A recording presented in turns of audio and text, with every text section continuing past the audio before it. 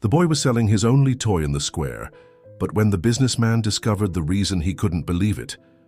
Matthew clutched his blue remote control car firmly, the only toy he owned. His eyes, though tired, anxiously scanned each person passing by, hoping to find someone interested in his offer. "Mister, would you like to buy my car? It works perfectly," he said with a trembling voice but full of determination to each passerby. People hurried past, some completely ignoring the boy, others looking at him with pity, but without stopping.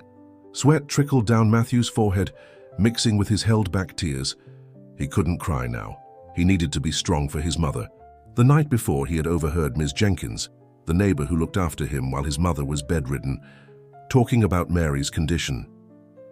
"If she can't get the money for the medicine by tomorrow, I don't know what will happen," the woman whispered on the phone. It was enough for Matthew at 9 years old to make the most difficult decision of his short life. On the opposite corner of the square, a gleaming black car parked.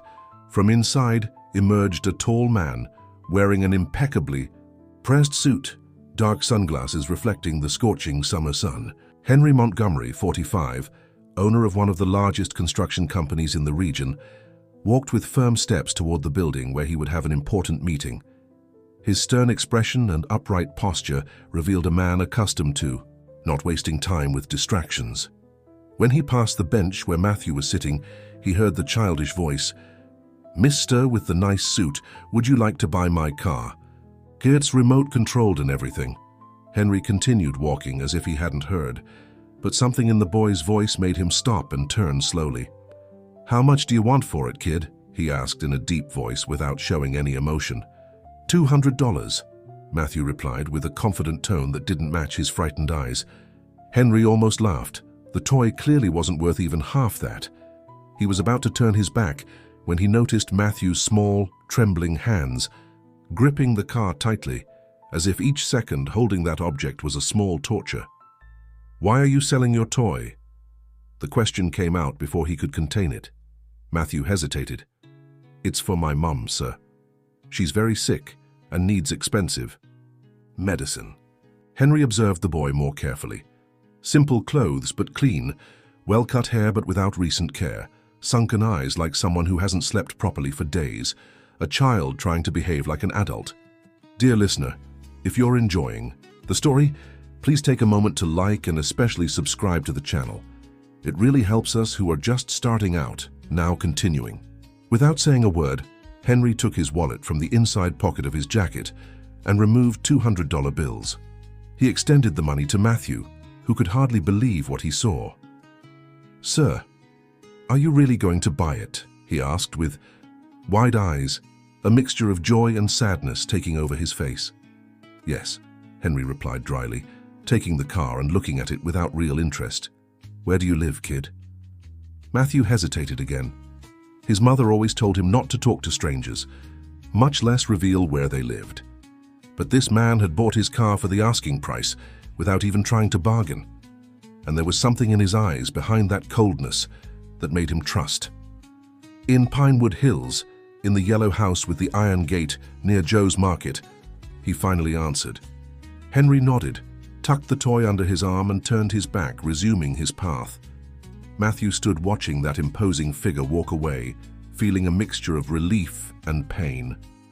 The money clutched in his hand represented hope for his mother, but also the farewell to the last present his father had given him before leaving. Running as fast as his legs would allow, Matthew crossed the busy downtown streets toward the pharmacy. The money wouldn't leave his hand until he secured the medicine his mother so desperately needed. Meanwhile, Henry cancelled his meeting. For the first time in years, something more important occupied his thoughts. Something about that boy and the story of the sick mother had touched a long-silenced chord within his chest.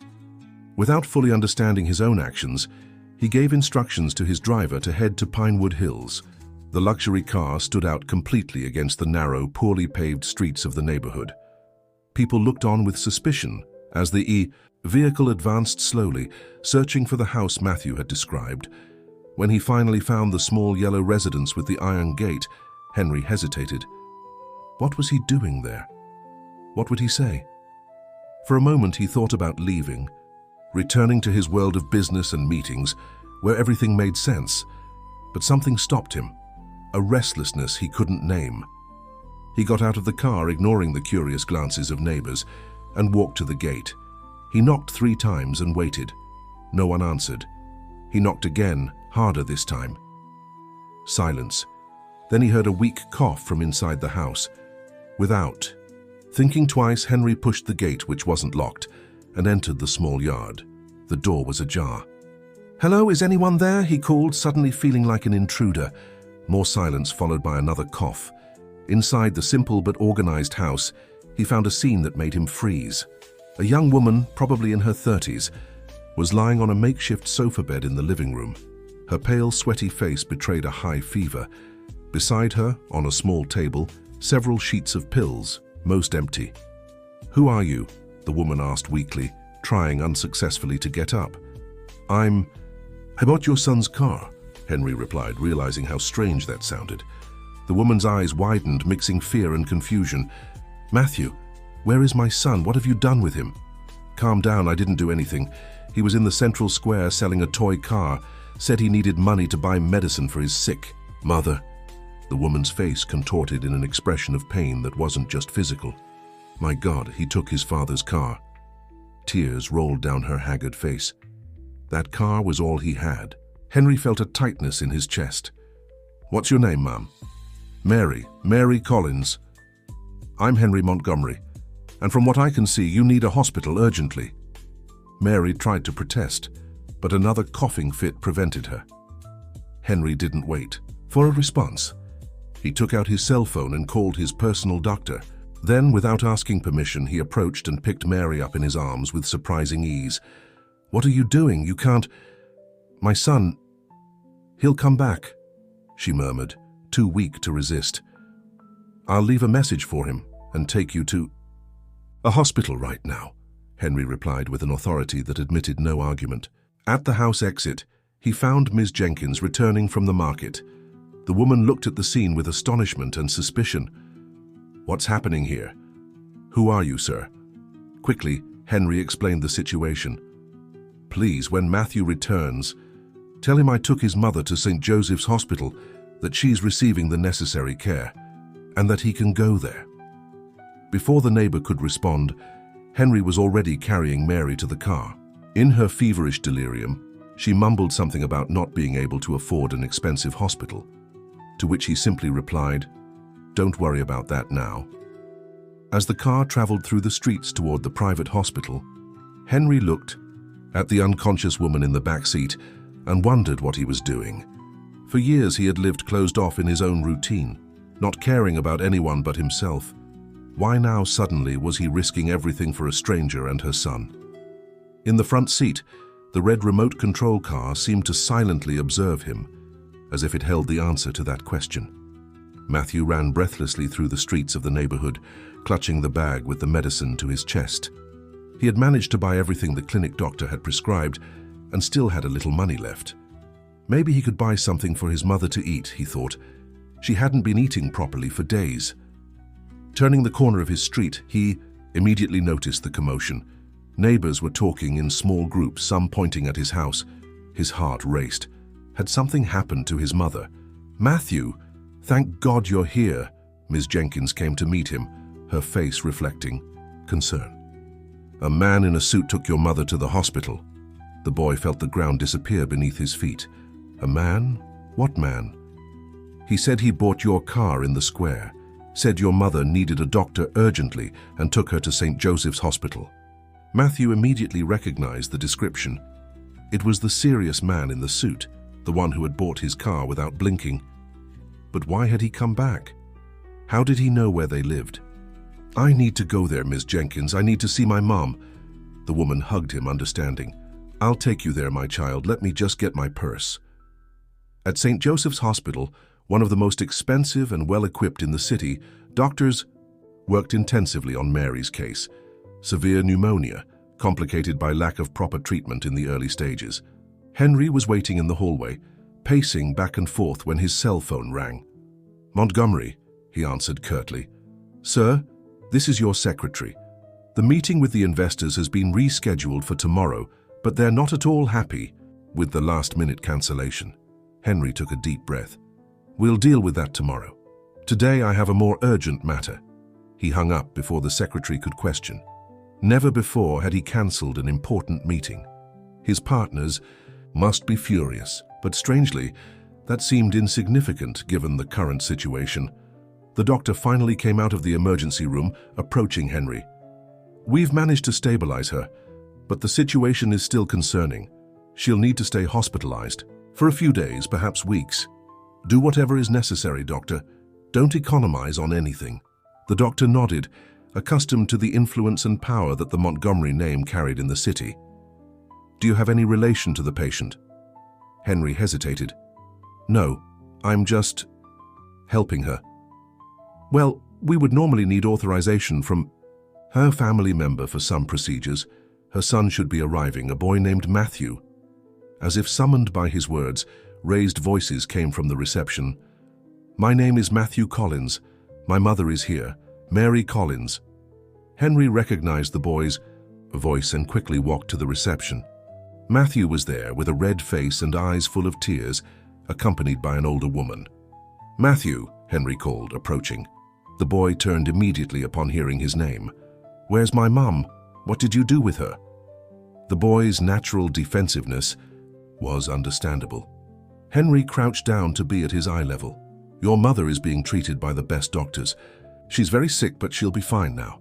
Why did you go to my house? How did you know where I lived? You told me, remember, in the square when I bought your car. Matthew furrowed his brow, trying to remember. Yes, he had said where he lived, but never imagined the man would actually care. And why did you take my mum? Because she needed urgent help and I could help, Henry replied simply. The sincerity in the businessman's voice seemed to calm the boy a bit. Can I see her now? Soon. The doctors are still taking care of her. Henry stood up and extended his hand to Miss Jenkins. I'm Henry Montgomery. Thank you for bringing the boy. The woman shook his hand, still suspicious. Ms. Jenkins, their neighbor. I look after Matthew when Mary is working or sick. Mr. Montgomery, called the doctor, approaching again. Can we talk about the patient's treatment? Henry nodded and turned to Matthew. I'm going to talk to the doctor about your mother. Stay here with Ms. Jenkins and I'll tell you everything afterward, okay? Matthew silently agreed, his eyes still full of distrust, but also of a newly born hope. He watched as Henry walked, away with the doctor talking in low tones. Who is this man, Ms. Jenkins? He finally asked. The woman sighed. From what I understand from the neighbors, he's Henry Montgomery, owner of Montgomery and Associates Construction. A very rich and powerful man in the city. And why is he helping us? Ms. Jenkins shook her head, as confused as the boy. That, my child, only God knows. What neither of them imagined was that not even Henry had the answer to that question. The hours dragged on at the hospital. Matthew, exhausted, fell asleep in one of the waiting room chairs, with his head resting on Ms. Jenkins' lap. Henry remained standing, looking out the window at the city lights, lost in thought. She doesn't have health insurance, said Ms. Jenkins, breaking the silence. How will she pay for all this? Henry turned to face her. Don't worry about that. I'm covering all expenses. Why? What do you want in return? The direct question caught him by surprise. Nothing. I just... He hesitated, unable to find the right words. Look, Mr. Montgomery, I've known Mary since she was a girl. She's an honest, hard-working woman. She went through many difficulties after her husband passed. She raises this boy alone with great sacrifice. If you're thinking of taking advantage of the situation... It's nothing like that, interrupted Henry, genuinely offended. I just want to help. Ms. Jenkins studied him for a long moment. Excuse the distrust, but people like us aren't used to receiving help without there being a price afterward. The woman's words hit Henry deeper than she could imagine. He himself didn't fully understand his actions. All he knew was that he couldn't turn his back on Mary and Matthew. You can rest easy. There are no ulterior motives. Before Ms. Jenkins could respond, the doctor returned. The patient has woken up and is asking for her son. Matthew woke up upon hearing the news and jumped from the chair. Can I see my mom now? The doctor smiled. Yes, you can, but only for a few minutes. She needs to rest. Henry stayed behind, as Matthew followed the doctor down the hallway. Part of him wanted to see Mary, to make sure she was really better, but another part, the rational one, said his mission was accomplished. He had done what any decent person would do, help someone in need. Now it was time to return to his life. "Are you leaving?"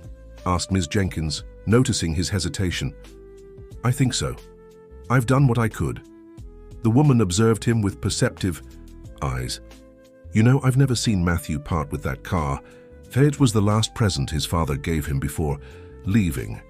It must have been something very important for him to do that." Her words weighed on Henry. The car, which was still in his car, now had a much greater meaning. It wasn't just a toy that a child was selling for money. It was a sacrifice, the greatest that a 9-year-old boy could make. "I'll wait for him to come back," he finally decided. In the hospital room, Matthew carefully hugged his mother, fearing he would hurt her with the tubes and devices connected to her.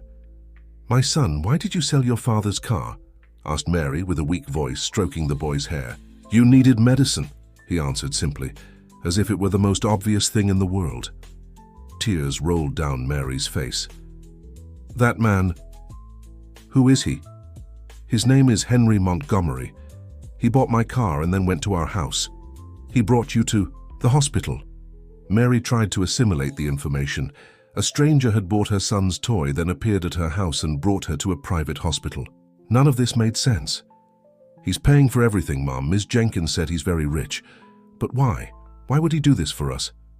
Matthew shrugged. "I don't know. But he seems to be a good person, even if he looks grumpy." Mary smiled weakly at the childish description. "I need to thank him and understand what's happening." "He's outside waiting," informed Matthew. "Can you call him here, son? I need to talk to him." Matthew nodded and left the room. He found Henry still in the waiting room, talking quietly with Miss Jenkins. "Sir," he called, approaching timidly. "My mom wants to talk to you." Henry felt an unexpected wave of nervousness. "Of course, is she okay?" "Yes, but she's still weak." Following the boy down the hallway, Henry tried to order his thoughts. What would he say to Mary? How would he explain his actions when he didn't fully understand them himself? Upon entering the room, his heart skipped a beat. Mary was pale and clearly debilitated, but there was a strength in her eyes that impressed him. Even weakened by illness, she emanated a serene dignity. "Mr. Montgomery," she said, trying to adjust herself in bed. "My son told me what you did. I don't have words to thank you, but please don't strain yourself," interrupted Henry, approaching the bed. "You need to rest." "I need to understand," insisted Mary. "Why are you doing this? You don't know me. You don't owe us anything." Henry took a deep breath. How to explain something he didn't understand himself? "Your son was selling his most precious possession to buy medicine for his mother. I couldn't simply ignore that." Mary's eyes filled with tears. "The car, he never parted with that toy since his father." "I know," said Henry, softening his tone. "Miss Jenkins told me. I'll return the car to Matthew, of course." "We can't accept all this," protested Mary. "The hospital, the doctors, it must be costing a fortune." "Mrs. Collins, please don't worry about that now. Just focus on getting better." "Mary," she corrected. "You can call me Mary." Something about the way she said her name made Henry feel a strange warmth in his chest. "And I'm Henry." Matthew observed the interaction with curiosity. There was something different in the way the serious man looked at his mother now.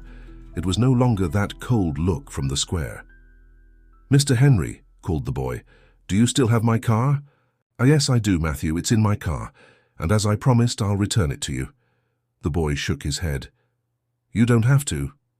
You bought it. Now it's yours." The simplicity and nobility of those words touched Henry deeply. He was just a child, but he spoke with the honor of an upright adult. "You know, Matthew, I'm thinking of making a deal with you," said Henry, sitting in the chair next to the bed. "I'll keep the car for you for now until your mother is completely better. Then we'll decide what to do with it. What do you think?" The boy's face lit up. "Will you really take good care of it?" "I promise I'll take care of it as if it were my own." Mary watched the scene with a heavy heart.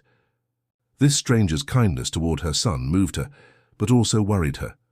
Life had taught her to be wary of unexpected favors. "Matthew," she called, "why don't you show Mr. Henry where the coffee machine is? I'm sure he'd like a cup." The boy understood the implicit message. His mother wanted to speak to the man alone. "Come on, sir, it's at the end of the hallway." Henry hesitated, realizing Mary's intention. "We'll be back in a few minutes," he said, following Matthew out of the room. When he returned, Matthew stayed in the waiting room with Ms. Jenkins, giving the adults the privacy his mother clearly desired. "Mr. Montgomery," Mary began as soon as he entered, "I need to be direct. I don't understand your intentions and, frankly, it scares me a little." Henry appreciated the frankness. "I understand your concern. In your situation, I'd probably feel the same. So please be honest with me. What do you expect to gain from all this? No one does something like this without a reason." The question, though expected, caught Henry off guard. What did he expect? To gain? He hadn't thought about it. His actions had been purely instinctive, almost irrational by his standards. "I don't expect anything in return, Mary. I know it's hard to believe, but it's the truth." She studied him for a long moment, as if trying to read his soul through his eyes. "There's something about you, something familiar that I can't quite identify." Henry felt a strange discomfort. "Have we met before?" "I don't know. Maybe. The city isn't that big." The silence that followed was interrupted by the nurse's entrance, announcing that Mary needed to rest. Henry said goodbye, promising to return the next day to check on her. In the hallway, he found Matthew anxiously waiting. "My mum's going to be okay, right?" Henry crouched down again to the boy's level. "Yes, Matthew. The doctors here are the best, and your mother is very strong. Will you really come back tomorrow?" "I promise." The boy smiled, a genuine smile for the first time since they'd met. "Thank you, sir." Dear listener, if you're enjoying the story, please take a moment to like and especially subscribe to the channel. It really helps us who are just starting out. Now continuing. Henry kept his promise. In the days that followed, he visited the hospital daily, always bringing something for Matthew: a book, a small game, a special snack. For Mary, he brought discreet flowers and conversations that over time became less tense and more natural. During one of these visits, he found Matthew bored in the hallway waiting while doctors examined his mother. "I don't like having nothing to do," complained the boy, nervously swinging his legs. Henry smiled. "Do you know how to play chess?" Matthew shook his head. "Is it hard?" "A bit at the beginning, but I'm sure you'll learn quickly." That afternoon, in the corner of the waiting room, Henry taught Matthew the fundamentals of chess. He observed, impressed, how the boy quickly absorbed the rules and began to make basic strategic moves.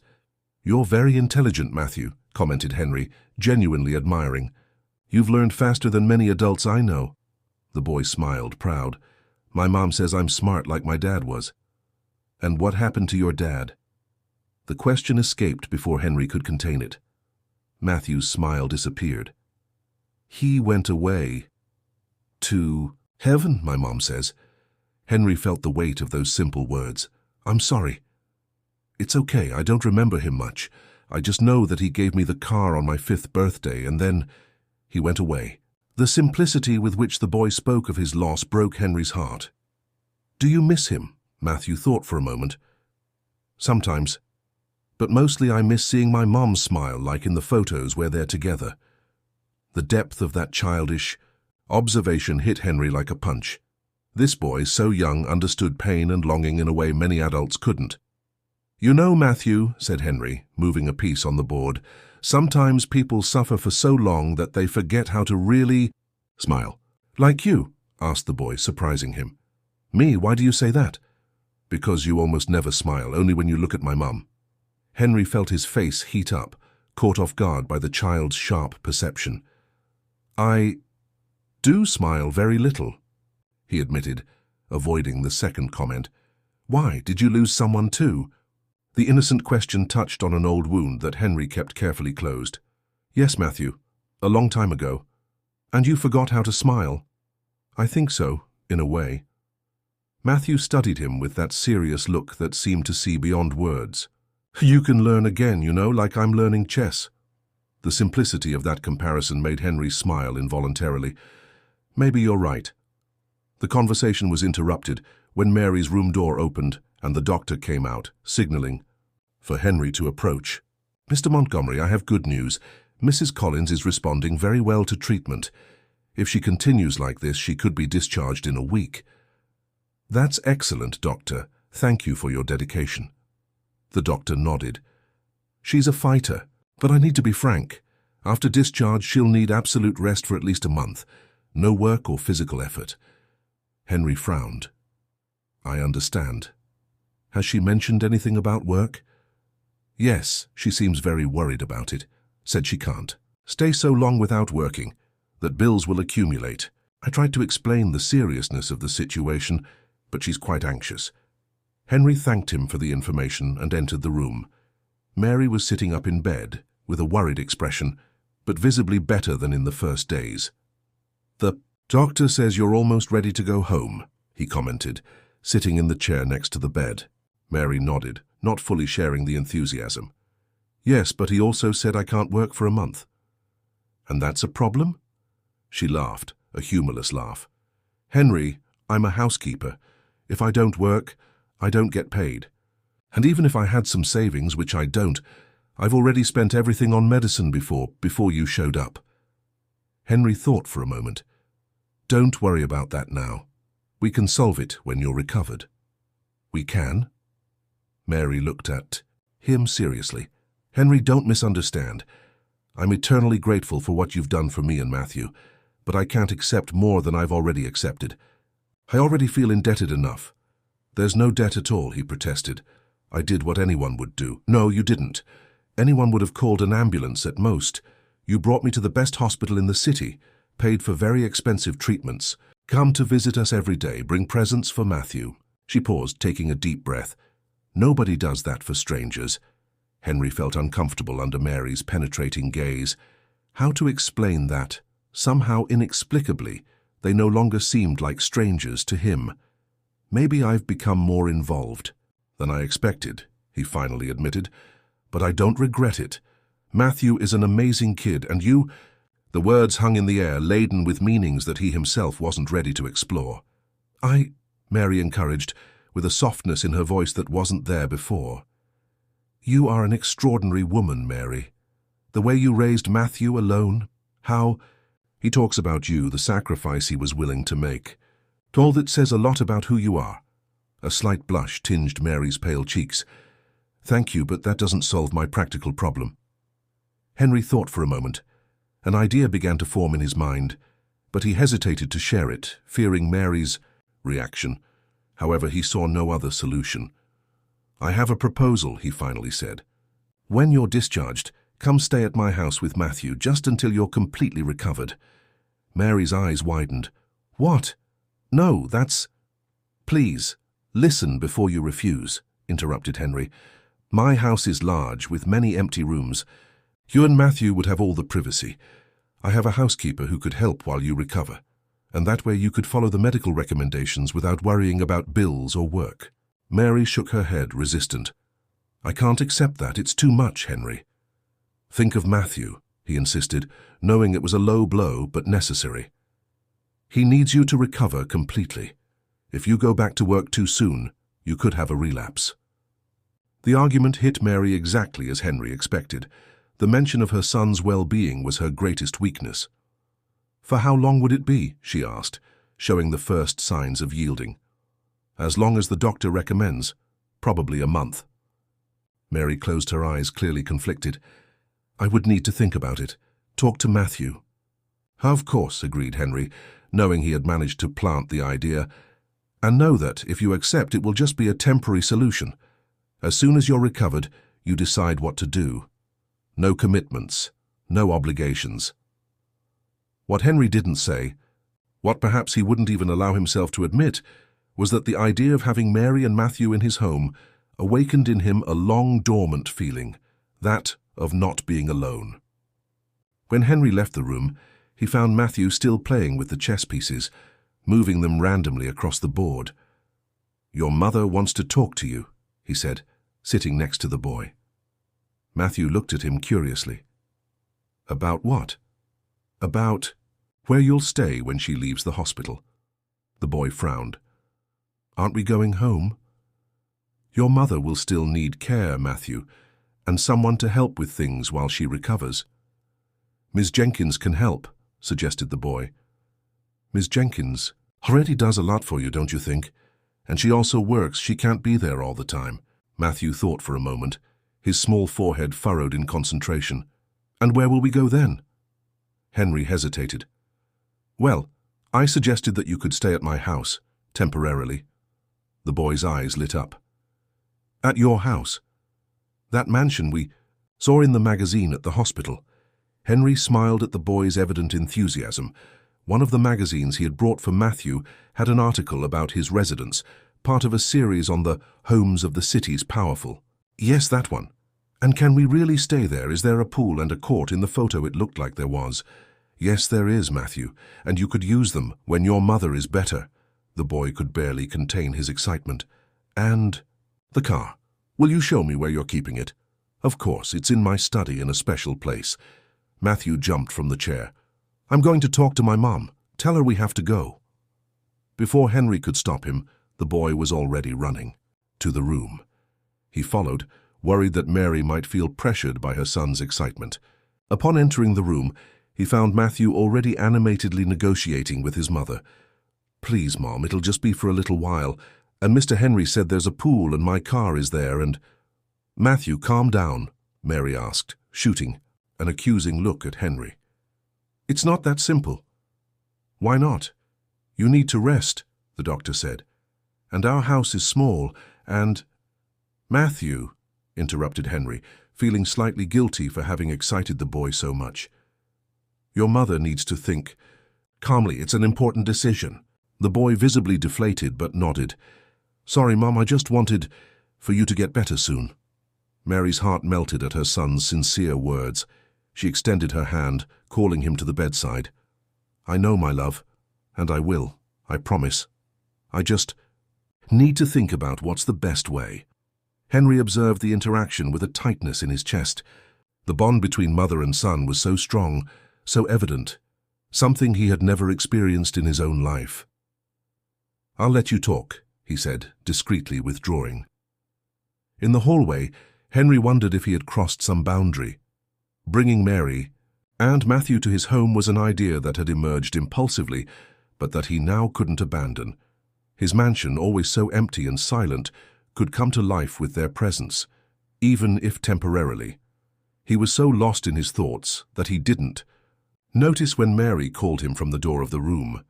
"Henry?" He turned, surprised. "Sorry, I was distracted. Can we talk?"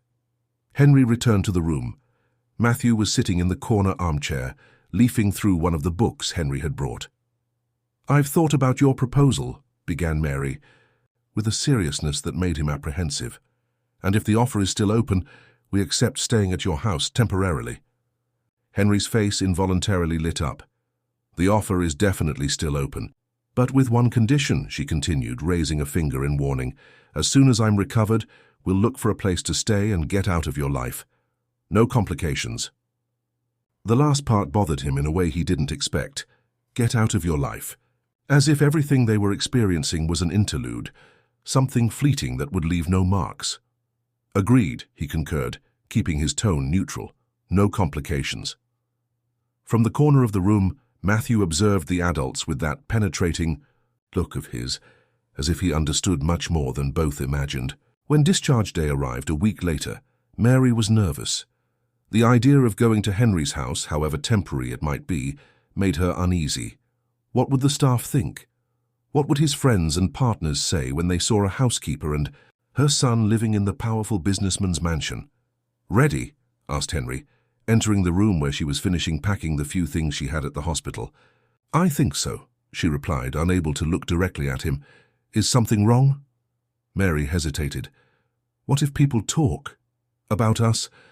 I mean, about Matthew and me in your house?" Henry smiled, understanding her concern.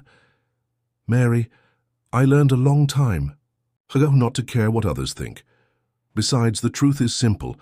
You need a place to recover, and I have space. There's nothing wrong with that." She nodded, not entirely convinced, but without the strength to argue. The prospect of a month of forced rest already made her anxious enough. Matthew, on the other hand, could barely contain his excitement. Since early morning he had been ready, his small backpack with his few clothes and belongings carefully packed. "Come on, Mum. Mr. Henry's car is waiting outside." Mary smiled at her son, infected by his childish enthusiasm. "Yes, let's go, my love." The journey to Henry's mansion was quiet. Mary looked out the window, watching the landscape change dramatically as they moved away from downtown toward the upscale neighborhood of Riverside Heights. Matthew, seated between her and Henry in the back seat, wouldn't stop asking questions about the house and its amenities. "Are there any other boys there, Mr. Henry? Any children for me to play with?" The innocent question caused a pang in Henry. "No, Matthew, I live alone." "Alone? In such a big house, aren't you scared?" Henry smiled. "It's not exactly alone. I have staff, the housekeeper, the gardener, the driver. But yes, sometimes it's a lot of space for just one person." "Why don't you have children?" Matthew asked. Directly. "Matthew," Mary reprimanded, embarrassed, "that's not something you ask." "It's okay," said Henry, surprisingly at ease with the boy's curiosity. "I never married, Matthew, and to have children you generally need a family." "But it's just me and my mom, and we're a family," the boy argued with impeccable logic. "You're right," agreed Henry, feeling something warm inside his chest. "You are an incredible family." When they finally arrived at the mansion, even Mary couldn't contain a sigh of admiration. The house was even more impressive than in the photos. An imposing, modernized colonial mansion with large windows, spacious verandas, and meticulously maintained gardens. Located on privileged beachfront property, the place exuded wealth and discreet good taste. "Wow!" exclaimed Matthew, jumping out of the car as soon as it stopped. "It's like a castle." The housekeeper, Mrs. Cooper, a middle-aged woman with an austere countenance, awaited them at the entrance. Henry had briefly explained the situation, asking her to prepare 2 rooms for the guests. "Welcome," she said politely, though her eyes scanned Mary and Matthew with evident curiosity. "Mrs. Cooper, this is Mrs. Mary Collins and her son Matthew. They'll be staying with us for a few weeks while Mrs. Collins recovers." The housekeeper nodded. "The rooms are ready, sir. Blue for the boy and pink for the lady, as you requested." "Thank you. Can you show them around, please? I need to make some calls." While Mrs. Cooper led Mary and Matthew to see the house, Henry headed to his study. He needed a moment alone to process the whirlwind of emotions that had been affecting him since the instant he decided to bring that family into his life. In the study, his eyes fell on the remote control car, carefully placed on a shelf, away from the documents and business books. The toy completely contrasted with the serious and formal decoration, but somehow seemed to belong there, as if it were a reminder of something important he had forgotten. Upstairs, Matthew ran from one room to another, exclaiming at each new discovery, "Mum, come see. There's a huge TV in my room, and video games." Mary followed her son with difficulty, still weak from pneumonia. Mrs. Cooper, noticing her fatigue, suggested, "Ma'am, perhaps you'd like to rest a bit. The trip from the hospital to here must have been tiring." "Thank you," replied Mary, genuinely grateful. "I think I will lie down for a while." "Mr. Henry asked that you feel at home. Anything you need, just call. I'll always be nearby." In the room assigned to her, Mary sat on the bed, feeling out of place among the Egyptian cotton sheets and designer furniture. Everything there screamed wealth, a reality so distant from hers. Why was Henry doing all this? What could a man like him want from someone like her? She lay down, allowing fatigue to take over. The questions could wait. For now, she needed to regain her strength, and most importantly, be ready to protect her son from any disappointment this unusual situation might bring. The following days passed in a strange routine. Henry left early for work and usually returned late in the afternoon. Matthew, quickly adapting to the new reality, explored every corner of the mansion and spent hours talking with the gardener, an elderly gentleman who had fascinating stories about plants and animals. Mary, for her part, struggled against the feeling of uselessness. Accustomed to working hard, she felt uncomfortable being served and not being able to contribute. Even with the medical recommendations for rest, she insisted on doing small tasks to Mrs. Cooper's despair. "Ma'am, please." "Let me do that," said the housekeeper, finding Mary tidying her own room. "Mrs. Cooper, I can't just do nothing. I feel like an intruder." The woman sighed. "You're not an intruder. Mr. Henry insisted very much that you come. I've never seen him so involved in something like this." The observation intrigued Mary. "What do you mean?" "Well, I've known Mr. Henry for many years. He's always been reserved, closed off. Since the accident, it got much worse." "Accident? What accident?" Mrs. Cooper seemed to realize she had said too much. "Nothing important. Old things." But Mary was now curious. "Please, Mrs. Cooper, if we're going to stay here, I need to understand a little more about Henry." The housekeeper hesitated, debating internally. Finally, she sighed. 15 years ago, Mr. Henry lost his wife and daughter in a car accident. The girl was only 4 years old. Mary felt as if the ground had disappeared beneath her feet. "My God, that's terrible." It was. Mr. Henry was never the same. He immersed himself in work, closed himself off from the world. I didn't see him truly smile until... She stopped, looking significantly at Mary. "Until," Mary prompted, feeling her heart race. "Until you appeared," the housekeeper completed simply. The revelation left Mary stunned. Henry had lost a family, a young daughter. And now, by a twist of fate, a 9-year-old boy and his mother had entered his life. "Mrs. Cooper, please don't mention that you told me this," Mary asked. "I think it's something Henry should share when and if he feels comfortable." "Of course, ma'am. Don't worry." That night, during dinner, Mary observed Henry with new eyes. She now saw the veiled sadness behind his austere countenance, the careful way he interacted with Matthew, as if he feared getting too close and at the same time couldn't keep his distance. "Mr. Henry," called Matthew, interrupting her thoughts. "Can I see my car today? You promised." Henry smiled, one of those rare smiles that completely lit up his face. "Of course, Matthew. After dinner, we'll go to my study." "Cool," exclaimed the boy, animatedly returning to eating his pudding dessert. "Not too late, Matthew," Mary warned. "You have school tomorrow." This was another significant change. Henry had suggested enrolling Matthew in a nearby school so he wouldn't lose the school year. It was a private school, much better than the public one where the boy studied before, and Mary had initially been reluctant, but eventually yielded to the argument that it would be just for a short period. "Don't worry," Henry assured. "We won't be long." After dinner, as promised, Henry took Matthew to the study. Mary decided to accompany them, curious to see Henry's workspace within the house. The study was exactly as she had imagined, elegant, organized, with shelves full of books and a large dark wood desk. What she hadn't expected to see was Matthew's car on a prominent shelf, carefully positioned as if it were a valuable piece. "My car!" exclaimed Matthew, running to the shelf. "Be careful not to knock anything over," Henry warned, watching the boy's excitement with affection. Mary noticed how the toy seemed out of place in that formal environment, but at the same time perfectly accommodated. It was as if Henry had created a special space for that seemingly insignificant object, but loaded with meaning. "Can I take it?" asked Matthew, looking at Henry expectantly. "Of course, in fact, I have something to show you." Henry took the remote control for the car, which was stored in the desk drawer. "I had it fixed. There was a problem with the mechanism that made it lose the signal sometimes." Matthew's eyes lit up. "It works? Can I test it?" "We can test it in the hallway," suggested Henry. "There's more space there." Mary watched with a heavy heart. As Henry and Matthew left together, the boy practically jumping with excitement. The image of the serious and distant businessman she had met in the square had completely disappeared. In its place, she saw a gentle, patient, almost paternal man. When she was about to follow them, her gaze fell on a photograph on Henry's desk, partially hidden by books. Moved by curiosity, she approached to see better.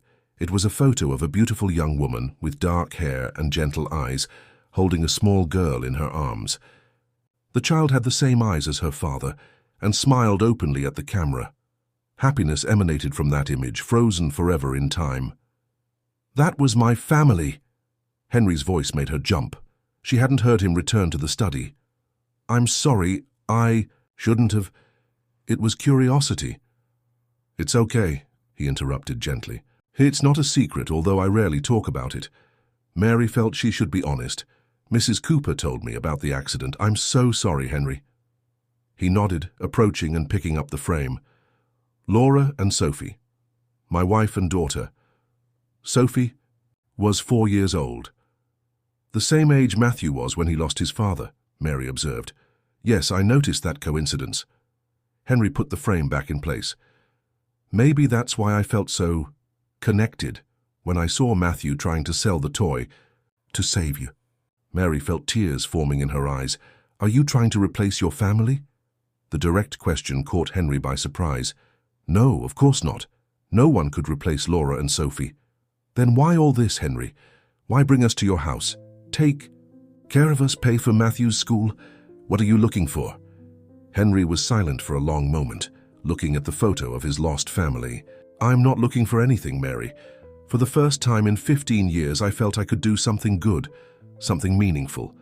Helping you and Matthew gave me purpose." The sincerity in his voice was undeniable, and Mary felt her distrust diminish. "Thank you for being honest." He turned to face her. "And you? What happened to Matthew's father?" It was Mary's turn to hesitate. "Peter had a massive heart attack. He was at work at a construction site. There was no time to save him. I'm sorry. It was 4 years ago. Matthew was very young. Sometimes I think he doesn't even remember his father properly, just what I tell him. And that car, it was the last present Peter gave him on his 5th birthday. That's why it's so special. When I saw that Matthew had sold it," she couldn't finish the sentence, tears finally rolling down her face. Without thinking, Henry approached and hugged her. It was an instinctive gesture, something he hadn't done in years. Feeling Mary's fragile body against his awakened an avalanche of emotions that he had kept carefully buried. For a moment they stood like this in a silent embrace, sharing similar pains, though different. "Mom, Mr. Henry?" Matthew's voice made them separate quickly. The boy was at the door, holding the car, with a confused expression on his face. "Hi, son. We were just talking," Mary explained, discreetly drying her tears. "Are you crying?" "No, my love, just a little emotional. Mr. Henry told me how he fixed your car." Matthew smiled, accepting the explanation. "It's working super well now. Want to see?" "I do, but then it's bedtime, okay?" The boy nodded and ran back to the hallway. Mary and Henry looked at each other, a silence laden with unspoken meanings hanging between them. "I should go," she finally said. "Tomorrow I need to wake up early to help Matthew get ready for school." "Of course," agreed Henry. "Good night, Mary." "Good night, Henry. And thank you for everything." Dear listener, if you're enjoying the story, please take a moment to like and especially subscribe to the channel. It really helps us, who are just starting out, now continuing. In the weeks that followed, a comfortable routine was established in the mansion. Henry took Matthew to school every morning on his way to work, and Mary, gradually regaining her strength, spent her days resting, reading books from the house's vast library, or occasionally helping Mrs. Cooper with light tasks, despite the housekeeper's protests. In the afternoon, when Matthew returned from school, usually accompanied by Henry's driver, the house came alive with his childish energy. The boy animatedly recounted his new friends, teachers, and the incredible things he learned at the private school. "Today I learned about the solar system, Mom, and the teacher said I'm very intelligent." Mary smiled, happy to see her son flourishing, but also worried about the future. Soon they would need to return to reality. The public school, the simple house, the financial difficulties. How would Matthew handle this change after experiencing so much comfort? One afternoon, while Matthew did his homework in the living room, supervised by Mrs. Cooper, Mary decided to go out to the veranda overlooking the garden. The doctor had authorized short walks as part of her recovery, and she felt the need for fresh air. She sat in one of the comfortable chairs, watching the sea in the distance. The sound of the waves was relaxing, almost hypnotic. She was so absorbed in her thoughts that she didn't notice Henry's approach, who had come home early from work. "It's an incredible view, isn't it?" he commented, startling her. "Henry, I didn't hear you come in." "Sorry, I didn't mean to scare you." He sat in the chair beside her. "How do you feel today?" "Much better.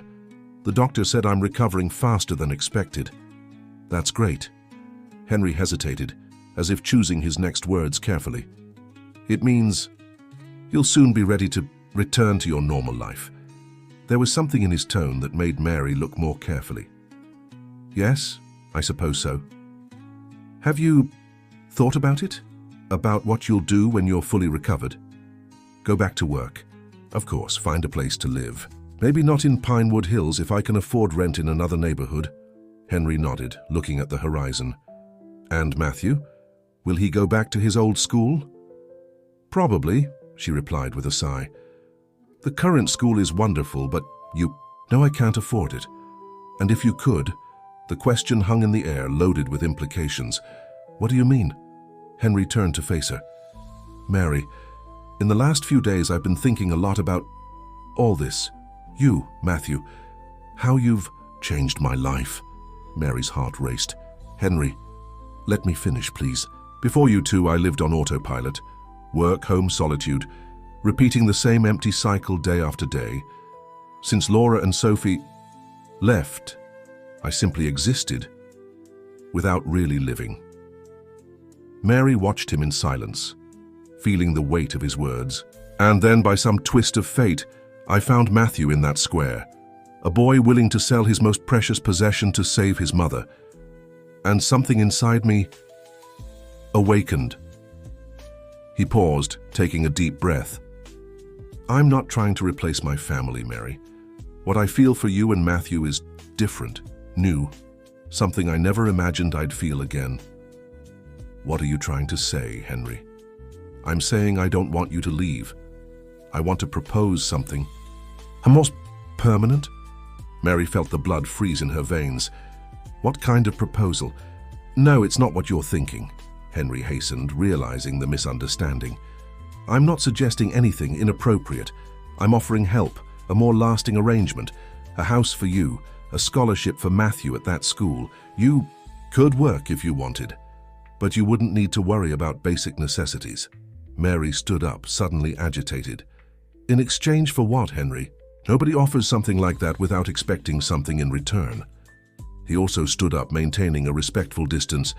"In exchange for being able to continue being part of your lives, to be able to see Matthew grow, help him with his studies as I've been doing, to be able to be close to you."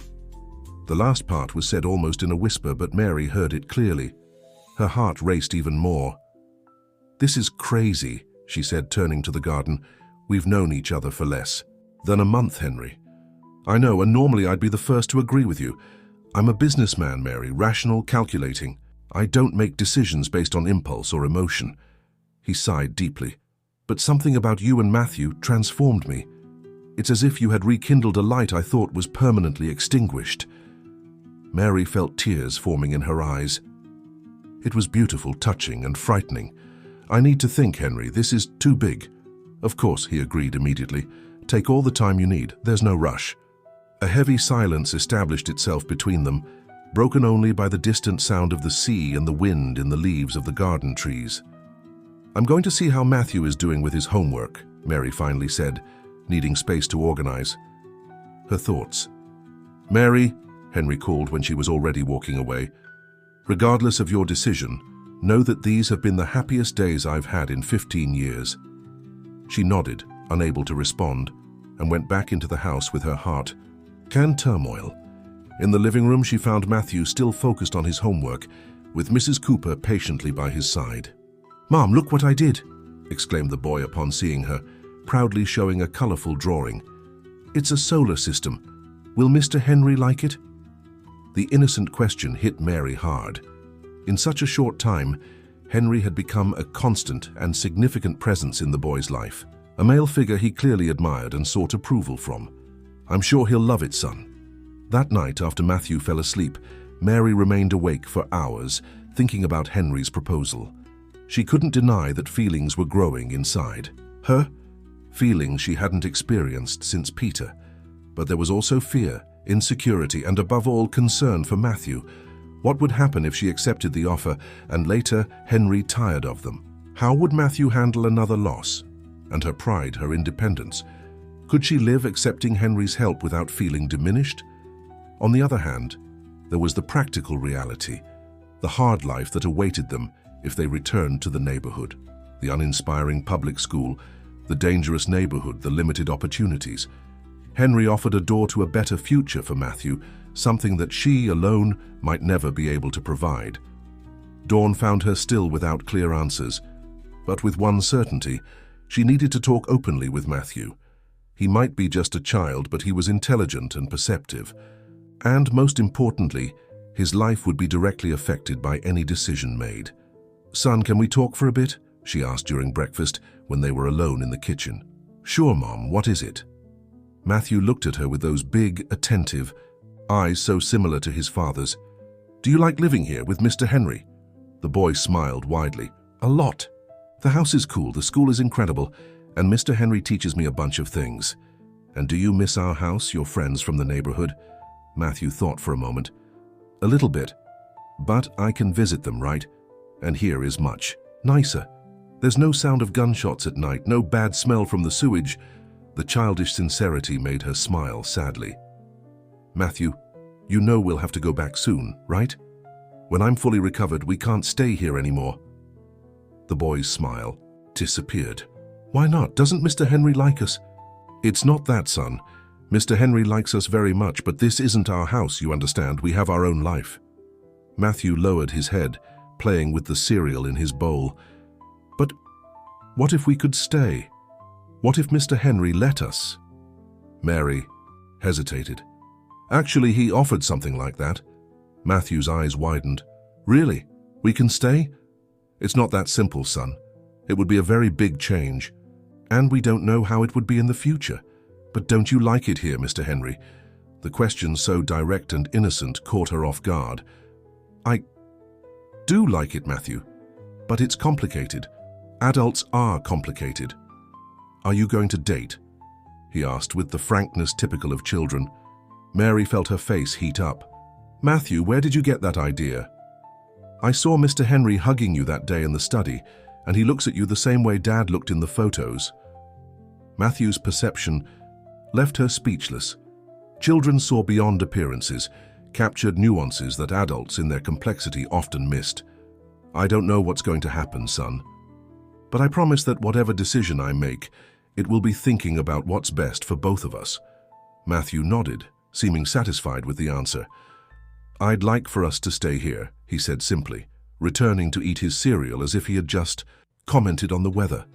That conversation echoed in Mary's mind for the rest of the day. Matthew's simple and clear perspective contrasted with her own doubts and fears.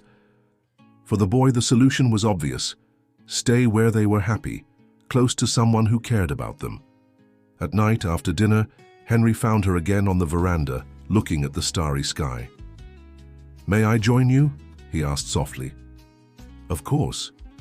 They sat side by side in comfortable silence for a few minutes, just contemplating the stars. "I talked to Matthew today," Mary finally said, "about the possibility of us staying. And he would be happy, very happy actually." Henry smiled. "I'm glad to hear that. But it's not so simple for me, Henry." She turned to face him. "What exactly are you proposing? What would we be to each other?" The direct question surprised him. "I don't know exactly. Friends to start. I don't want to pressure you into anything you don't feel comfortable with, Mary. And if I never feel comfortable with anything beyond friendship, if I can never reciprocate the feelings you seem to have for me." Henry thought for a moment. "I would accept that. Just having you and Matthew around would already be more than I deserve." "Why do you say that?" "That you don't deserve it?" He sighed deeply. "Because I failed my family, Mary. On the day of the accident, I was in an important meeting. Laura called me saying Sophie had a high fever and needed to go to the hospital. I asked her to wait one more hour until I finished the meeting." His voice faltered. "She didn't wait, of course. It was our daughter. She was sick. On the way to the hospital, a truck lost control and, well, you know the rest. Henry, that wasn't your fault. Rationally, I know that, but here, he pointed to his own chest, I've never been able to forgive myself. If I had left the meeting, maybe it would have been me taking Sophie, not Laura. Or we would have gone at a different time by a different route. Mary extended her hand, touching his gently. We can't change the past, Henry. Believe me, I've also spent sleepless nights thinking about what I could have done differently with Peter. If I had insisted he see a doctor when he first felt chest pain, if I had called him at the construction site that day. Henry intertwined his fingers with hers. We're both broken, aren't we? Maybe, but that doesn't mean we can't build something new from the pieces. The words escaped before Mary could contain them, but in saying them, she realized they were true. Perhaps that was why she felt so connected to Henry, despite all the social and circumstantial differences. Both carried similar scars. So is that a yes? Asked Henry, a slight smile forming on his lips. It's a let's try, corrected Mary. One step at a time, without promises beyond what we can fulfill, and with some conditions. Which ones? First, I want to work. Not as a housekeeper maybe, but something that allows me to contribute, to have my independence. Second, I want it to be clear to Matthew that we are exploring possibilities. I don't want to create expectations that may not materialize. Henry nodded, understanding. Seems fair, and what about us? Mary felt her heart race. One step at a time, as I said. We're adults, Henry, not teenagers. We need to be responsible, especially with Matthew involved. I understand and respect that. They were silent again, still holding hands, looking at the stars. It was a small step, but significant. A new beginning, with all its uncertainties and possibilities. The next morning, Mary woke up with a feeling of lightness she hadn't experienced in years. The decision to stay, to give a chance to a new life with Henry, seemed to have removed a weight from her shoulders. She went down to prepare breakfast, something she insisted on doing despite Mrs. Cooper's protests, and found Matthew already, in the kitchen, animatedly chatting with Henry. Good morning, she greeted, feeling a strange shyness when meeting Henry's gaze. Good morning, he replied, with a smile that lit up his entire face. Mom, Mr. Henry said we're going to the amusement park on Saturday, all of us. Mary looked at Henry, surprised. Really? If you're okay with it, he hastened to say. I thought it would be a good way to celebrate. Celebrate what? Asked Matthew, curious. Mary and Henry exchanged a look. Celebrate your recovery, Mom, Henry finally answered. And some other good news we'll talk to you about later. The boy seemed to accept the explanation, though his perceptive eyes scanned the adults' faces with evident curiosity. After breakfast, when Matthew went upstairs to prepare for school, Mary approached. Henry, amusement park. He shrugged, slightly embarrassed. I thought it would be fun for all of us. How long has it been since you went to an amusement park, Henry? 15 years, I presume, he replied with a sad smile. The last one was with Sophie. Mary felt her heart tighten. Are you sure you're ready for that? With you and Matthew by my side, yes, I am. Something in the way he said those words, with such confidence and vulnerability at the same time, made Mary make an impulsive decision. She approached and, standing on tiptoe, gave him a gentle kiss on the cheek. Thank you for giving us a chance, she whispered. Henry looked at her with surprise and then affection. I'm the one who should be thanking you. The moment was interrupted by Matthew, returning to the kitchen with his backpack on. I'm ready for school. Henry cleared his throat, regaining his composure. Great, shall we go then? In the car on the way to school, Matthew observed the adults through the rearview mirror, noticing how different they seemed. His mother smiled more, and Mr. Henry no longer had that serious face he always had. Mr. Henry, he called suddenly, do you like my mom? The direct question made Henry almost lose control of the car. What? Matthew, Mary reprimanded, turning in her seat to face her son. What kind of question is that? Just curiosity, the boy defended himself. You guys are different today. Henry took a deep breath, regaining his composure. He glanced quickly at Mary, as if asking permission, and then answered honestly, Yes, Matthew. I like your mother very much, and you too. Cool, the boy replied simply. I like you too. The simplicity of the childish response broke the tension, making the adults smile. Perhaps things didn't need to be as complicated as adults tended to make them. Days turned into weeks and weeks into months. The temporary stay at Henry's house extended naturally, without there being a formal decision or a definitive conversation. It simply seemed right that Mary and Matthew continue there. Mary, faithful to her condition of independence, secured a job as an administrative assistant at a nearby school, coincidentally the same one where Matthew studied. The work gave her purpose and dignity, besides the satisfaction of being near her son during the day. Henry, in turn, made significant adjustments to his work routine. For the first time in 15 years, he was no longer the first to arrive and the last to leave the office.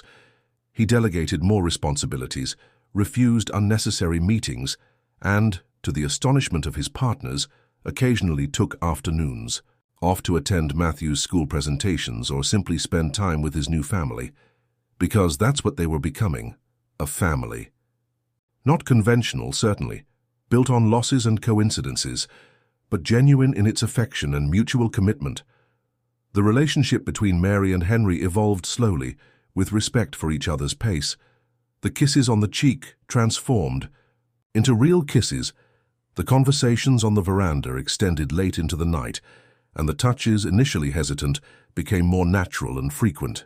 Matthew observed everything with those perceptive eyes, often making comments that left the adults uneasy, but which demonstrated his approval of the new family dynamic. One night, after putting Matthew to bed, Mary found Henry in his study, contemplating the red car that still occupied a place of prominence on the shelf. "Did he fall asleep?" asked Henry when he noticed her. "Yes, finally. He was very excited about the school field trip tomorrow." Henry smiled. "He's so excited about this visit to the museum." "It's because you're going with us," Mary observed, approaching and sitting next to him. He told all his friends that his dad is coming along on the field trip. The mention of the word dad made Henry freeze. "He called me that, Dad?" "Not directly to you as far as I know, but that's how he refers to you when talking to his friends." Henry felt an intense emotion taking over his chest. "I don't know if I deserve that." "Of course you do," Mary affirmed, taking his hands in hers. "You've been more present and attentive than many biological fathers I know. Matthew adores you, Henry." "And I—" She hesitated. "You—" he encouraged, his heart racing. "I do too," she completed simply with a shy smile. It was the closest thing to a declaration they had ever exchanged, and Henry felt as if his chest might explode with happiness. "Mary," he began, holding her hands more firmly, "these last few months have been the happiest of my life since I lost my family. And the truth is that I can no longer imagine my life without you and Matthew." Mary felt a chill in her stomach, anticipating what would come next. "I'm not proposing marriage," Henry hastened to clarify, noticing her expression. "I know it's still too early for that, but I want you to know that, when and if you're ready, nothing would make me happier than to make you two officially my family." Tears formed in Mary's eyes, not of sadness or fear, but of a happiness she thought she would never experience again after Peter's departure. "I love you, Henry," she said simply, the words flowing naturally without hesitation. "And I love you, Mary," he replied, pulling her into a tight embrace. They stayed like that for a long moment, savoring the feeling of finally having expressed in words the sentiment that had been growing between them for months. When they separated, Henry took the red car from the shelf. "I think it's time to return this definitely to Matthew, don't you think?" Mary smiled through tears. "I think so. It's fulfilled its mission." "What mission?" "To unite us," she replied, simply. Somehow this small object brought us together, created bonds that perhaps we would never have formed otherwise. Henry looked at the toy with new admiration. A car that changed destinies. The next morning, before leaving for the school field trip, Henry called Matthew to his study. "Matthew, remember when I bought your car in the square that day?" The boy nodded, eyes curious. "Yes, I do. I promised I'd keep it until your mother got better. Well, she's completely recovered now, so—" Henry took the toy from the shelf and solemnly extended it to Matthew. "I think it's time to return it to its owner." Matthew's eyes widened, but to Henry and Mary's surprise, he didn't immediately take the toy. "Don't you want it anymore?" asked Henry, confused. "I do," replied the boy. "But what if we shared it? Half the time it stays with me, half the time it stays here in your study." Henry felt his heart melt at the generosity of the gesture. "Why do you want to share, Matthew?" "Because this car is important to me because it was the last present from my dad, but it's also important to you because it was the first thing we—" He hesitated, looking for the right word. "Shared." The wisdom of that child never ceased to amaze them. Henry crouched down to be at Matthew's eye level. "You know, Matthew, I'm thinking about something, and I'd like your opinion." "About what?" "About me and your mother. About the three of us, actually. Would you like us to be a family, for real?" Matthew looked at Henry and then at his mother, who was watching the scene with tears in her eyes. "Aren't we already a family?" The question, so simple and direct, caught Henry off guard. "Well, yes, in a way, but I'm asking if you'd like it to be official, for me to be like a father to you." "You already are like a father to me," Matthew replied with the disarming frankness of children. "I just don't know what to call you." Henry felt a lump in his throat. "You can call me whatever makes you comfortable, Matthew. It doesn't have to be Dad if you don't want."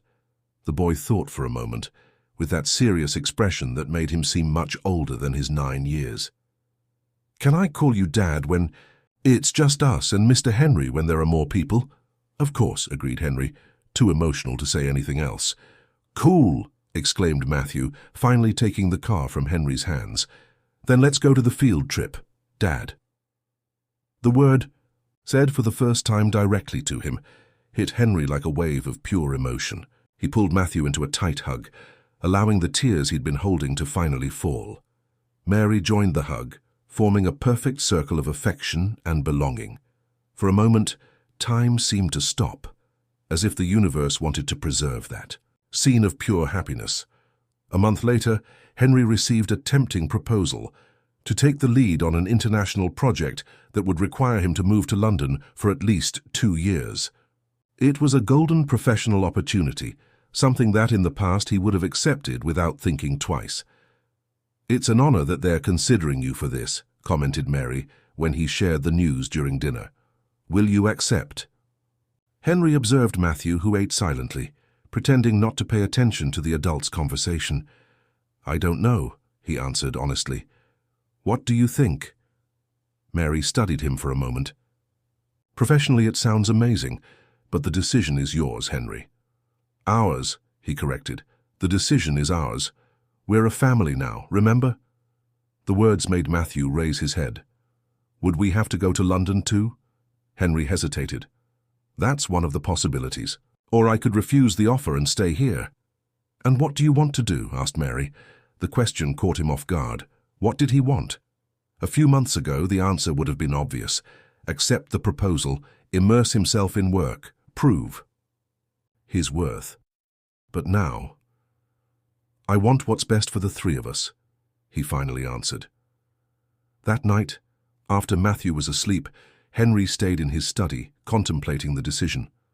In his hands he held the small red car, which now alternated between his shelf and Matthew's room, as a tangible symbol of the bond that united them. The London offer was professionally tempting. He would lead a prestigious project, considerably increase his influence in the market, and add an international component to his already impressive career. In the past, it would have been an automatic yes. But now, there was Matthew, whose eyes lit up every time he called him Dad in the private moments they shared, and Mary, whose love had filled a void in his chest that he believed was permanent. How could he take them away from the life they were building? How could he risk the stability they had finally found? "Can't sleep?" Mary's soft voice pulled him from his thoughts. She was at the study door wearing a simple robe over her nightgown. "I'm thinking about the proposal," he admitted. Mary entered and sat beside him. "And have you reached a conclusion?" "Not yet." Henry sighed, placing the car on the desk. "It's a unique opportunity, but, she encouraged, but not nearly as important as what we've built here." He took her hands in his. I spent 15 years prioritizing my career, Mary. 15 years believing that professional success would fill the void that Laura and Sophie left. It didn't. And yet it's part of who you are, she observed gently. A talented man, dedicated to what he does. Henry looked at her with admiration. Even in this situation, where many women would naturally try to influence the decision to what was most convenient for them, Mary demonstrated exceptional understanding. You know what's funny? He smiled slightly. On the day I met Matthew in the square, I was on my way to a meeting I considered crucial. I cancelled it to take you to the hospital, something I would never have done before, and it was the best decision I've ever made in my life. What are you trying to say? That maybe some opportunities arise precisely to show us what we really value. Henry gently squeezed her hands. I'm going to decline the offer, Mary. Are you sure? She studied him intently. I don't want you to someday regret it and blame us. I'm absolutely sure. The conviction in his voice was unshakable. London will be there if one day we decide it's time for an adventure. Together. But now our place is here. Mary smiled, her eyes shining with contained tears. You're an amazing man, Henry Montgomery. Just a man who finally understood what really matters. The next morning, while having breakfast, Henry announced his decision to Matthew. We're not going to London, asked the boy, chewing his toast. No, we'll stay here, in our home. Matthew seemed to consider the information for a moment. That's good. It would be cool to visit London someday. But I didn't want to leave my friends at school and my teacher. And your study has the best place to keep the car. Henry and Mary exchanged an amused look. The simplicity with which children viewed the world was refreshing. One day we can visit London on vacation, suggested Henry. What do you think? That would be amazing. Matthew's eyes sparkled. Can we see Big Ben? And ride in that red double-decker bus? Anything you want. Henry smiled, happy to see the boy's excitement. Observing Matthew and Henry animatedly discussing a possible future trip, Mary felt a wave of gratitude. How could life change in such a short time? From a single mother struggling to survive in a poor neighborhood, she was now part of a loving family with a promising future ahead. The months passed, bringing more stability and joy to the small family. Henry, far from regretting the decision to refuse the London offer, found new purpose in his company, implementing social projects in communities around the city, including Pinewood Hills, where Mary and Matthew lived before. On a sunny Sunday afternoon, while Matthew played in the garden, Henry invited Mary for a walk on the beach in front of the house. Is everything okay? She asked, noticing a certain tension in his countenance. Everything is perfect, he assured, holding her hand as they walked on the sand. Actually, I wanted to talk to you about something. They stopped, facing the sea, the waves breaking gently on the beach. The sun was beginning to set, painting the sky with shades of orange and pink. Mary, began Henry, turning to face her. A year ago, I met a determined boy selling his most precious possession to save his mother. At that moment, I didn't know I was about to meet the two people who would change my life forever. Mary felt her heart race as she noticed Henry putting his hand in his pocket. For 15 years, I lived as if I were just serving a sentence, without really living. You and Matthew taught me to love again, to smile, to find joy in small things. He took a deep breath. I know we agreed to go slow, but each day that passes, I'm more certain that I want to spend the rest of my life with you. Henry took a small box from his pocket and knelt on the sand. Mary Collins, would you do me the honor of becoming my wife? Of officially forming the family we already are in our hearts? Tears rolled down Mary's face as she looked at the beautiful ring in the box, simple and elegant, exactly as she would like. Yes, she answered, her voice choked with emotion. Yes, Henry. I want to marry you. He placed the ring on her finger and stood up, wrapping her in a tight embrace followed by a passionate kiss that sealed that promise. I knew you'd say yes. Matthew's voice startled them. The boy was a few meters away, watching everything with a huge smile on his face. Matthew, were you spying on us? Asked Mary between laughter and reprimand. It's not spying when you already know what's going to happen, he replied with impeccable logic. Mr. Henry told me he was going to ask you to marry him today. Really? Mary looked at Henry, surprised. You asked his permission? Of course, confirmed Henry seriously. Matthew is the man of the house. I needed his approval. And I gave it, the boy completed proudly, running to join the hug. Now we're going to be a real family, right? We already are a real family, my love, Mary corrected gently. The marriage will just make official what we already feel in our hearts. So Mr. Henry will be my dad, like on paper. Henry and Mary exchanged a look. They hadn't talked about formal adoption, but Matthew's question brought up an important issue. If you want, Matthew, Henry replied carefully. We could talk to a lawyer about adoption, but that wouldn't change anything about your biological father. Peter will always be your father too. I know, said Matthew thoughtfully. I think I can have two dads, can't I? One in heaven and one here with me. Mary hugged her son, moved by his wisdom. Yes, you can, my love. Yes, you can. Dear listener, if you're enjoying the story, please take a moment to like and especially subscribe to the channel. It really helps us who are just starting out. Now continuing. The wedding was held 3 months later in an intimate ceremony at the house itself. Only close friends, selected work colleagues, and of course Miss Jenkins, who cried copiously, seeing the happy ending to that story that had begun so improbably. Matthew, impeccable in his miniature suit, carried the rings with an expression of importance that brought smiles to the guests.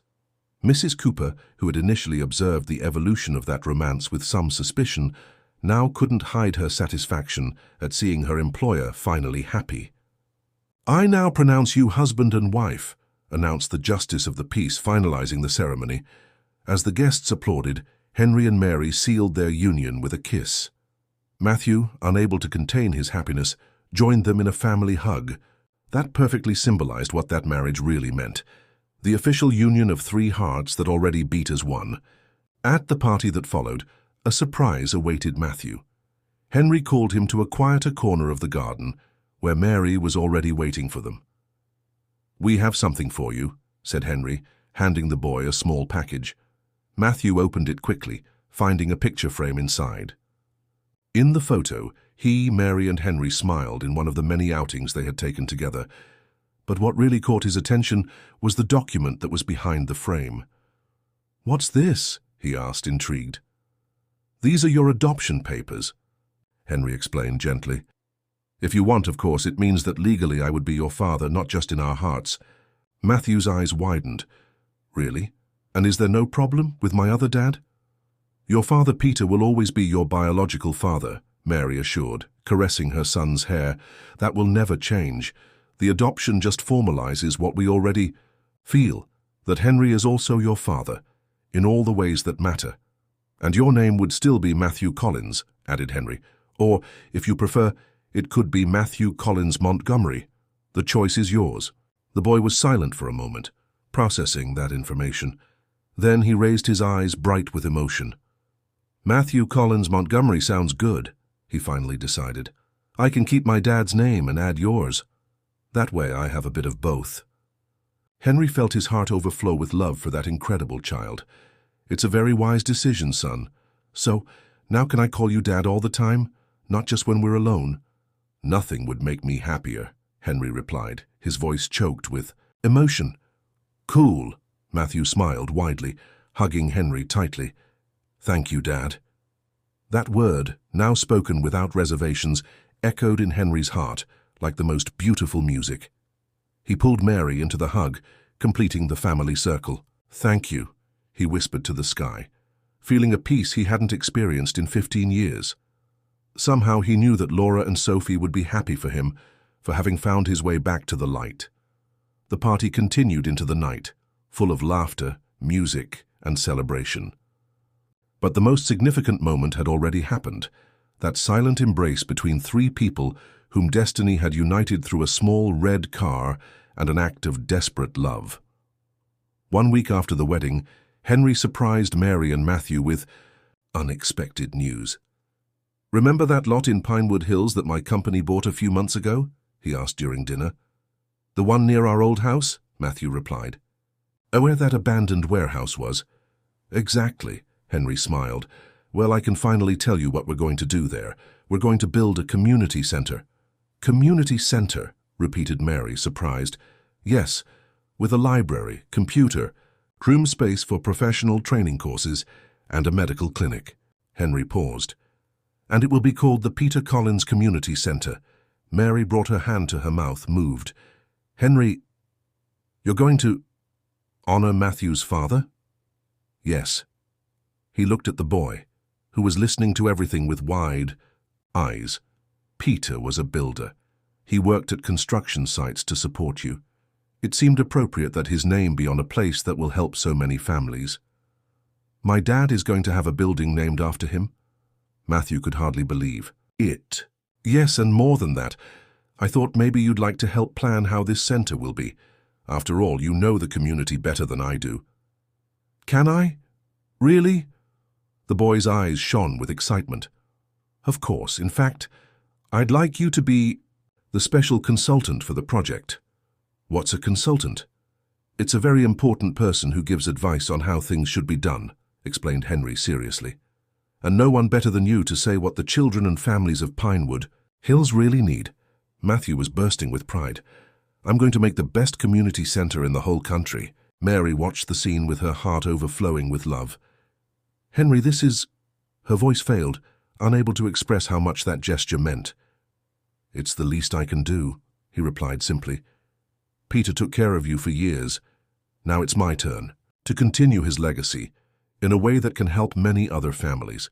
That night, after Matthew finally fell asleep, not without first making a huge list of ideas for the community center, Mary found Henry on the veranda, looking at the sea. How do you manage to be so amazing? She asked, hugging him from behind. He turned around, pulling her into his arms. I'm not amazing, I'm just trying to be worthy of the second chance life gave me.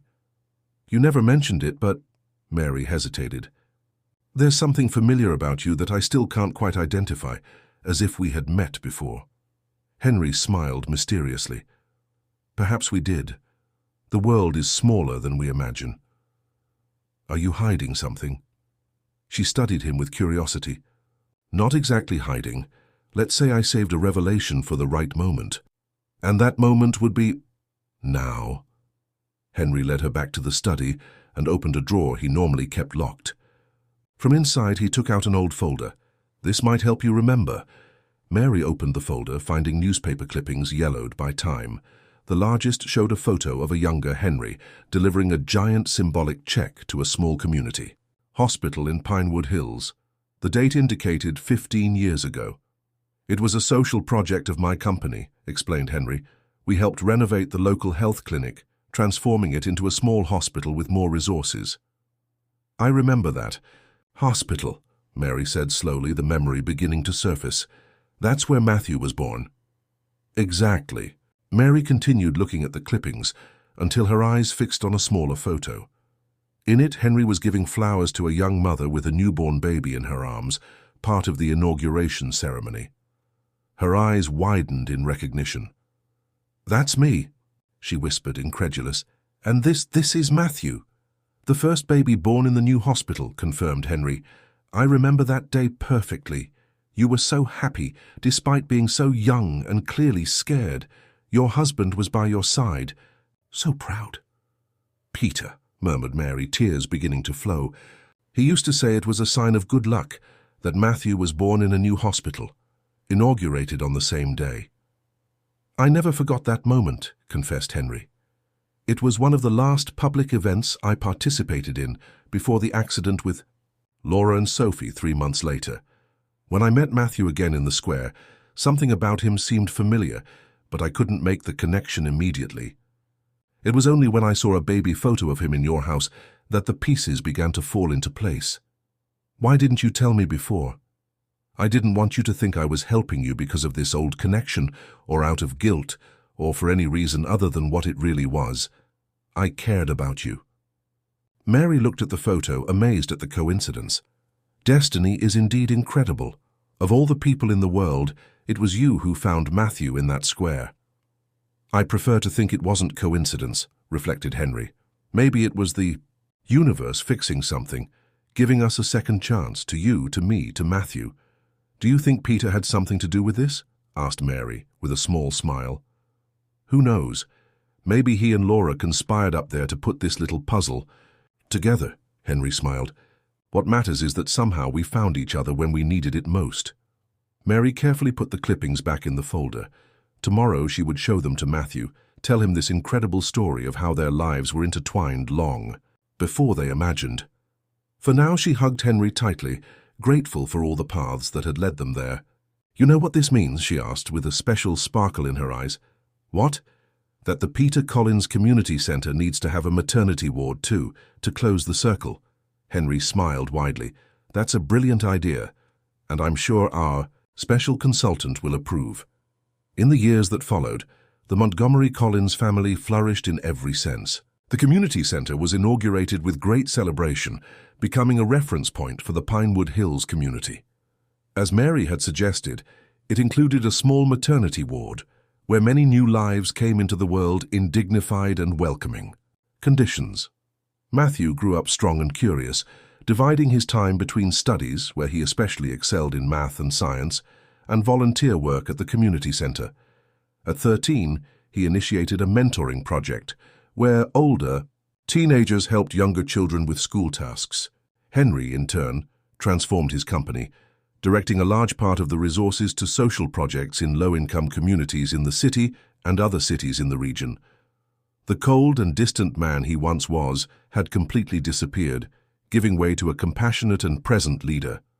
And Mary, besides coordinating the educational programs at the Peter Collins Center, resumed her studies, graduating in social work, a career she had always dreamed of pursuing, but which life circumstances had postponed. One afternoon, while organizing some old objects in the attic, Matthew found the small red car carefully stored in a box. "Dad, look what I found," he called, coming down the stairs with the toy in his hands. Henry, who was reading on the living room sofa, raised his eyes and smiled at seeing the object. "The famous car. It's been a while since I've seen it." "I was thinking of taking it to the center," suggested Matthew, now a teenager of almost 15, but with the same bright and perceptive look from childhood. "To put in the story's showcase, you know, along with the newspaper clippings and the photo from the hospital inauguration." Henry felt a wave of pride. "I think that's an excellent idea. After all, everything started with it, right?" Matthew contemplated the toy with affection. "If I hadn't decided to sell it that day, or if I hadn't stopped to buy it," completed Henry. "I think some things are destined to happen," observed Matthew with the wisdom that had always characterized him, as if the car were just the instrument for something greater. Henry nodded, impressed once again with his son's maturity. "You're right. Sometimes the simplest objects carry the most extraordinary destinies." That weekend, a new exhibition was inaugurated at the Peter Collins Community Center. In a special showcase, protected by glass, was the small red remote control car, accompanied by a plaque that briefly told its story. From sacrifice to new beginnings, how a toy united 3 lives and transformed a community. Beside it, newspaper clippings documented the extraordinary journey.